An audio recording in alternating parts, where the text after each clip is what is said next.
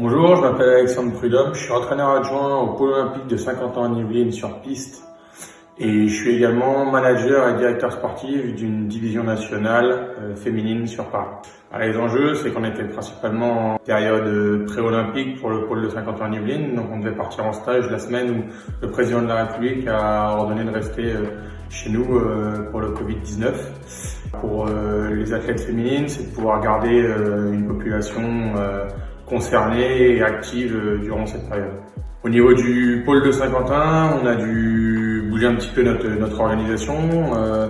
On a dû donner du matériel aux coureurs puisque eux sont à 100% sur le pôle de Saint-Quentin en Yvelines. On a dû également modifier un petit peu les entraînements et modifier les rendus d'entraînement et les compositions des séances d'entraînement. Justement, comme je disais, on a dû adapter les séances d'entraînement pour pouvoir que les coureurs le fassent dans les meilleures conditions, puisque d'habitude on a tout sur le pôle de Saint-Quentin en Yvelines et que là on avait soit peu de matériel, soit pas de matériel, donc on a pu leur en prêter pour qu'ils puissent s'entraîner dans de bonnes conditions, mais tout n'était pas comme à Saint-Quentin en Yvelines. Un exemple tout bête, c'est que d'habitude ils ont une piste pour pouvoir s'entraîner et que là ils n'avaient pas de piste, donc on a tout dû faire sur l'entraîneur. Et les séances de musculation ont dû être adaptées aussi à pouvoir mettre une barre dans un garage ou dans une maison, c'est pas une salle de musculation. Alors le maintien du lien à travers les outils numériques. Alors déjà on a déjà l'habitude de pouvoir travailler soit à distance, soit avec des athlètes qui communiquent beaucoup sur leur charge d'entraînement. Nous c'est important de pouvoir garder ça même à distance. Donc du coup, on a utilisé les mêmes outils qu'on utilise d'habitude, c'est-à-dire des tableurs et des logiciels qui permettent de pouvoir tout quantifier. Derrière, on a aussi une équipe qui quantifie tout cet entraînement-là.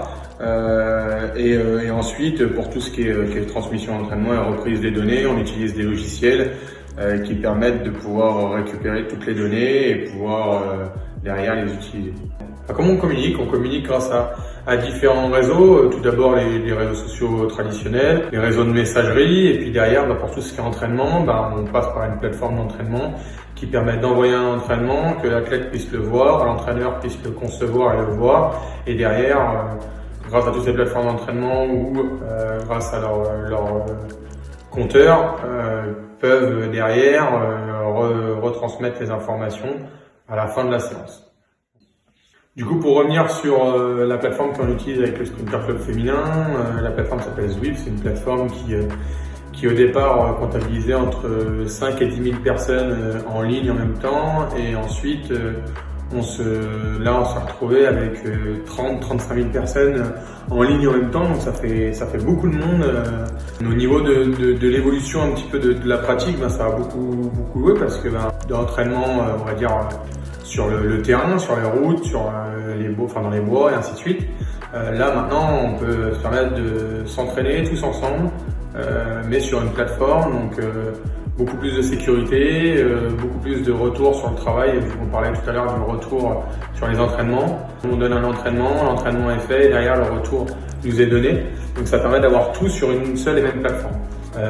Au niveau de l'événementiel sportif, comment cela va évoluer? Je pense qu'il va y avoir beaucoup plus d'événementiel à distance. On va garder ces événements majeurs qu'on va faire et qu'on peut pas faire autrement, mais tout ce qui va pouvoir être fait un petit peu à distance va pouvoir être fait grâce à des réseaux sociaux sportifs, comme la plateforme dont je parlais tout à l'heure, Zwift, ou d'autres, Kinomap et ainsi de suite. Donc du coup, ça permet de pouvoir faire des compétitions, comme on a pu voir durant ce mois-ci, le Tour de Suisse retransmis sur l'équipe 21 grâce à des plateformes d'entraînement connectées. Et puis voilà, l'événementiel, je pense qu'il va prendre un autre essor. J'espère qu'il va pas s'écrouler et que derrière on va pouvoir rebondir là-dessus et pouvoir continuer à faire de nouveaux événements.